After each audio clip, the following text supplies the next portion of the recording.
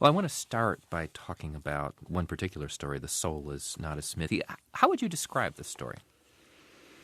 As longer than I intended it to be. A little kid with attention problems in school is not attending on a very dramatic day for him, where his teacher kind of has a psychotic breakdown. His substitute teacher starts writing "kill them" over and over on the blackboard, and then when these kids in the fourth grade start realizing what he's doing, that he's basically lost his marbles, they panic. Yes. But your narrator who's reflecting back on that time. His mind was actually elsewhere because he'd been staring out the window, watching other strange stuff. Yeah, it's weird because the narrator is partly narrating as a child and partly as an adult, but mainly his big concern is how boring and meaningless his life has been and how he's kind of missed the one really dramatic thing that ever happened to him. It's actually more interesting than that. I'm not making it sound very good. Well, it's actually fascinating story, and I think fascinating partly because it takes a turn somewhere else, really near the end, and it becomes kind of about a child's fear of the adult world and what seems to be this boy's fear of becoming like his own father, who's an insurance actuary. And I'm wondering if you could read a passage from this story. I'm thinking maybe Sure. starting around page 103 or so. So I should start now? Mm-hmm. Yes. Okay. For my own part, I had begun having nightmares about the reality of adult life as early as perhaps age 7. I knew even then that the dreams involved my father's life and job and the way he looked when he returned home from work at the end of the day. His arrival was always between 5:42 and 5:45, and it was usually I who was the first to see him come through the front door. What occurred was almost choreographic in its routine.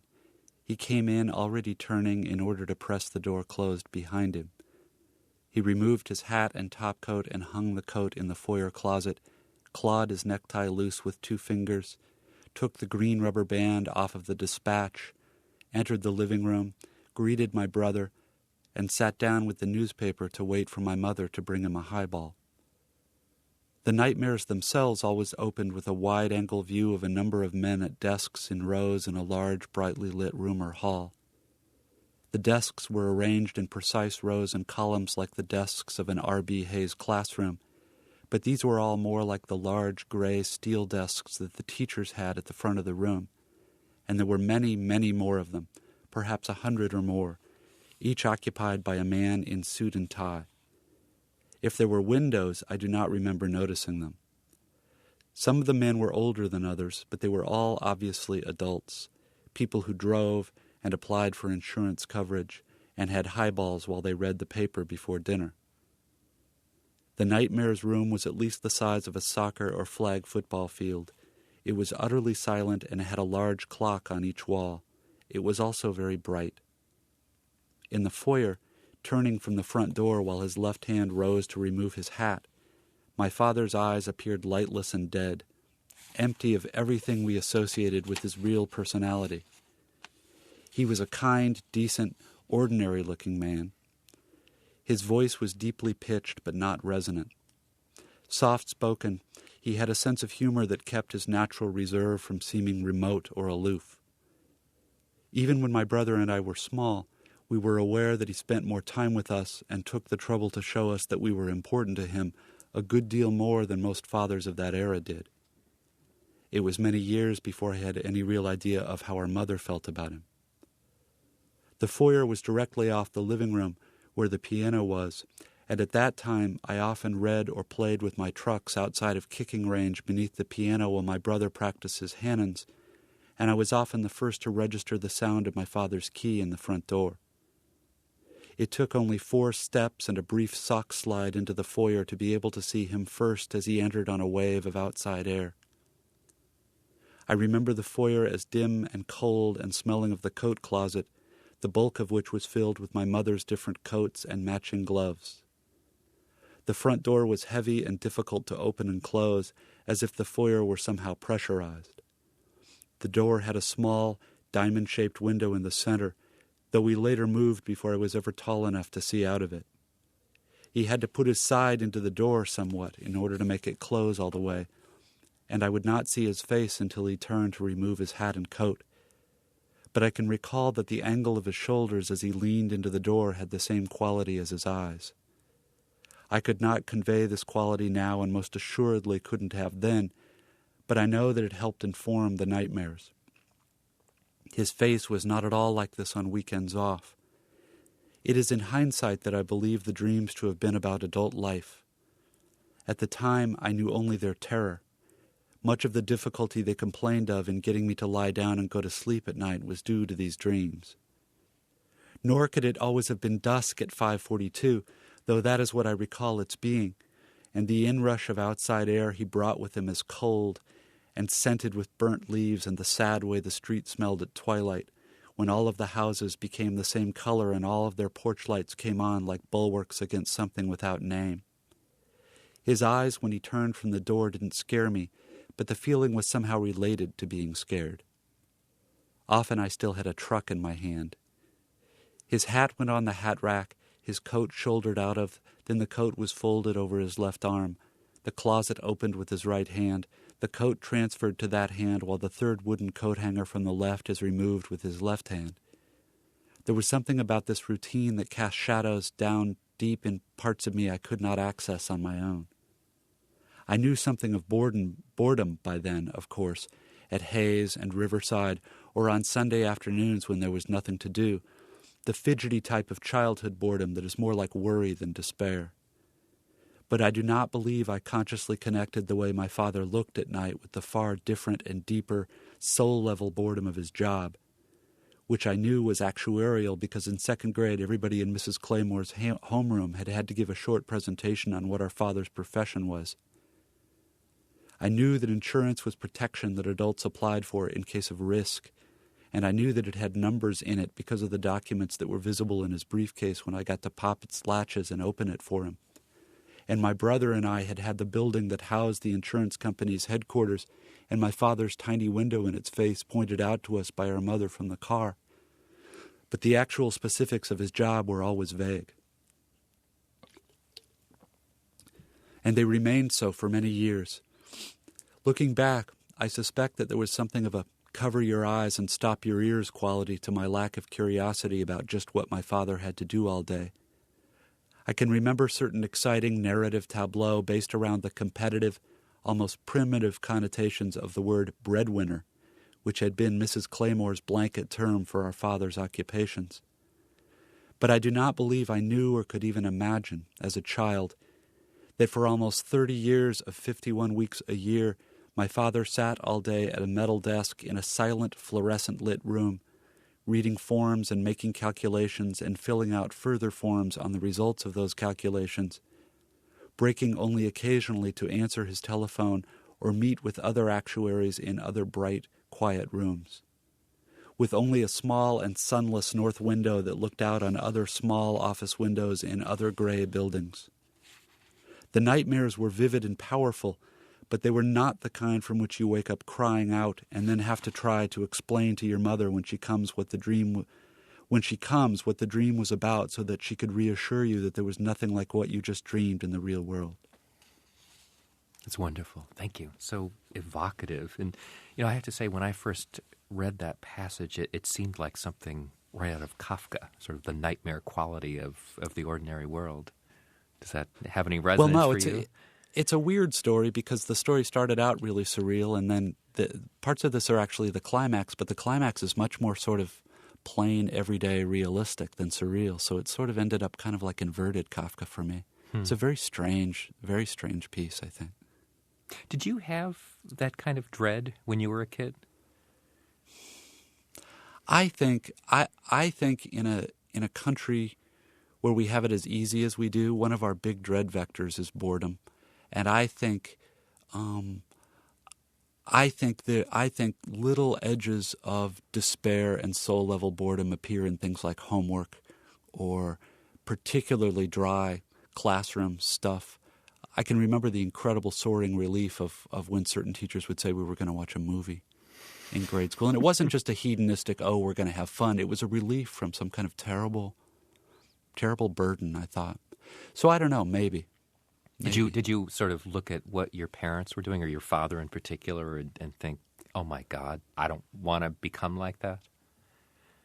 I don't know. I don't know that it has so. I mean, both my parents were teachers, so they always got pale and haunted looking when there were big stacks of papers to grade. But I think a lot of this has more to do with friends' parents and friends who've become kind of office workers. And I just got interested in the reality of boredom, which is something that I think is a kind of hugely important problem, and yet none of us talk about it because we all act like it's just sort of something that we have to get through, which I suppose we do. Mm-hmm. It was funny because as I was reading that, I was sort of thinking back to my own childhood, and my father was a professor, and he would, after dinner, he would typically go on up into his study, close the door, and I don't know what he did, but I remember thinking when I was pretty little that this doesn't seem like fun to have to sort of do this night after night, and I didn't want to become like that. Of course, I sort of have become like that because, I go home and, I have my own homework as well. But I'm wondering if that resonated at all for you. I know. I mean, one of my little family stories that Mom always tells is that on the day in second grade when we all had to talk about what our fathers did for a living, I said my father didn't do anything for a living. He just stayed home and wrote on yellow paper. Because he was a professor too. I know that part of what interested me in the story was trying to remember what I thought about what my parents did when I was a child. Because when you're a child, I don't think you're aware of how incredibly easy you have it, right? You have your own problems and you have your own burdens and chores and things you have to do. But yeah, I think my intuitions were very much like yours. I think when they went into these quiet rooms and had to do things that it wasn't obvious they wanted to do, I think there was a part of me that felt that something terrible was coming. Mm-hmm. But also, of course, now that we're putatively grown up, there's also a lot of really, really interesting stuff. And sometimes you sit in quiet rooms and do a lot of drudgery, and at the end of it is a surprise or something very rewarding or a feeling of fulfillment. Well, that's the life of a writer, isn't it? Yeah, but it's also probably the life of a radio host, and probably in many cases the life of office workers who we think of as having very boring, dry jobs. Probably it's all jobs are the same, and they're filled with horrible boredom and despair and quiet little bits of fulfillment that are very hard to tell anybody else about. You know what I find? And now it's just a guess. Yeah. You know what I find interesting about what we've been talking about, and also the passage you just read, is your public image as a writer is you're typically described as one of the leading figures of the postmodern, hip, ironic generation of writers now in their 30s and early 40s. But I read somewhere that you really think of yourself as a realist. Well, except most these various classifications are important for critics, right? You have to form different things into groups, or else you have to talk about a trillion different particulars. I don't know very many writers who don't think of themselves as realists. In terms of trying to convey the way stuff tastes and feels sort of to you. This is a good example of a story where, a lot of stuff that's like capital R realism just seems to me somewhat hokey, because obviously realism is an illusion of realism, and the idea that small, banal details are somehow more real or authentic than large or strange details always seemed to me just a little bit crude. But this was an interesting piece to write, because during the real payoff part of it, it did become extremely realistic and small and filled with banal details. The truth of the matter is when you're in an interview, you have to say all kinds of stuff. I don't really know what I am, and I don't think very many writers have any idea what they are. You just try to do stuff that feels alive to you. Yeah. You know? Well, I'm wondering about for particularly people of our generation, I think we're roughly around the same age, both in our early 40s, whether there's a certain cultural landscape that you feel most compelled to write about. I know that when I was in graduate school, those of us who wrote very much about what used to be called pop culture or advertising or television were really scorned by our older professors, who saw that stuff as kind of vapid and banal and lacking a kind of platonic timelessness. And I remember it was a really big source of conflict, because in lots of ways we just didn't get what they were saying. I mean, this was our world and our reality the same way, the Romantics' world was trees and babbling brooks and mountains and blue skies. So I think probably if there's, I'm 42, if there's something that's distinctive about our generation is that we've been steeped in media and marketing since the time we were very, very small. And it's kind of a grand experiment because no other generation in the history of the world, has been that mediated. What implications that has, I don't know, but I know it affects what seems urgent and worth writing about and what kind of feels real in my head when I'm working on it. Isn't that also complicated, though? Because the danger of writing about what you call mass culture or pop culture is that it's going to seem shallow. In fact, you wrote an essay about this some years back, the risk of just being clever. And I guess it's, how do you say something original about this world that in so many ways is really pretty shallow? Well, except, the way to answer is with a platitude, but some platitudes are kind of deep. For me, art that's alive and urgent is art that's about what it is to be a human being. And whether one is a human being in times of enormous profundity and depth and challenge, or one is trying to be a human being in times of what appears to be shallow and commercial and materialistic, really isn't all that relevant to the deeper picture. To the deeper project. The deeper project is what is it to be human? There are certain paradoxes and there are certain hazards involved, I think, in writing about this world, because a lot of commercial culture is itself based on kinds of art, at least sort of pop art, and there's the danger of being sucked into it and simply trying, for instance, to do something that seems very hip and clever and thinking the job has been done then. I've certainly done stuff like that and realized only later with horror that what I did was in fact just kind of regurgitated the same stuff that I've been hearing since I was 4 or 5. There's another side to it, though, is that I think part of this division into, postmodern experimentalists and realists, I think, at least for people like me, I'm 42 and I grew up, I don't know how many after-school specials and Hallmark Network things I've seen. A lot of what's quote-unquote realistic, conventionally realistic, ends up seeming hokey to me. The resolutions seem contrived. Everything seems a little too convenient and platitude-ish, and the ultimate goal of it is to sell me something.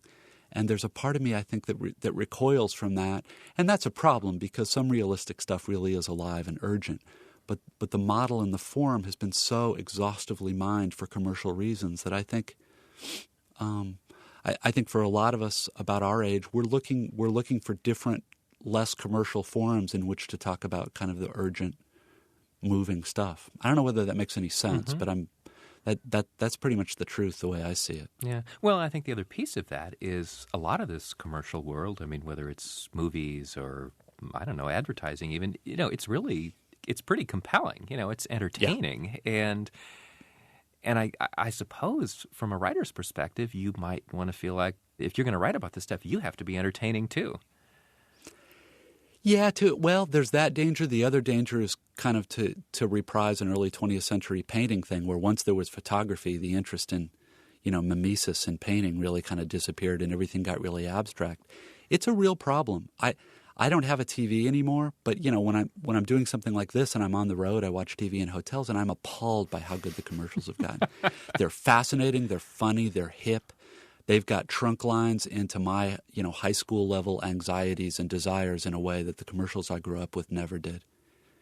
What it is a lot of them are the hip, cynical, cool people I went to college feeling intimidated by who are now making $2 million a year, figuring out how to do this stuff, and they've gotten very, very good at it.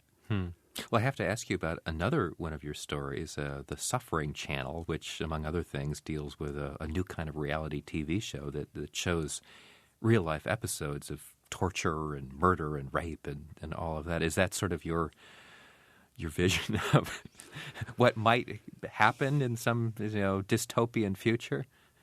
I don't know that it's that. I think to the extent that I understand reality TV, it has a certain logic, and it's not hard to take that logic kind of to its extreme. I think Celebrity Autopsy, while childhood friends of the celebrity sit around talking about whether or not the celebrity was a good person while his or her organs are being excised, would be kind of the terminus of that logic.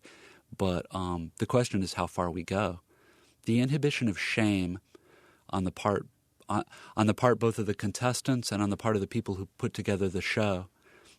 At some point, people have figured out that even if viewers are sneering or talking about in what poor taste stuff is, they're still watching, and that the key is to get people to watch, and that's what's remunerative. And I think once we lost that shame hobble, it only time will tell how far we go.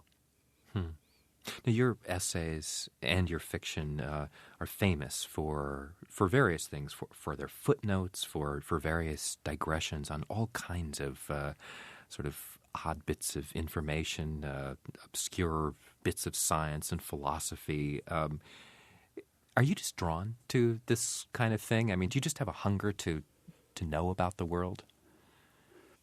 I don't know if it's that so much as, a lot of it really does come back to trying to do something that feels real to me. And I don't really know what the interior of anybody else is like. I often feel very fragmented and as if I have a symphony of different voices and voiceovers and factoids going on all the time, and digressions on digressions on digressions. And I know that people who don't much care for my stuff see a lot of the stuff as just sort of vomiting it out.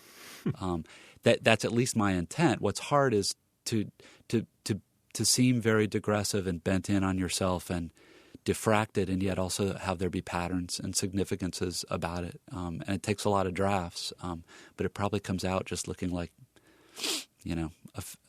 a manic mad monologue or something. I don't know that I'm more interested in trivia or factoids than anybody else. I know that they sort of bounce around in my head an awful lot.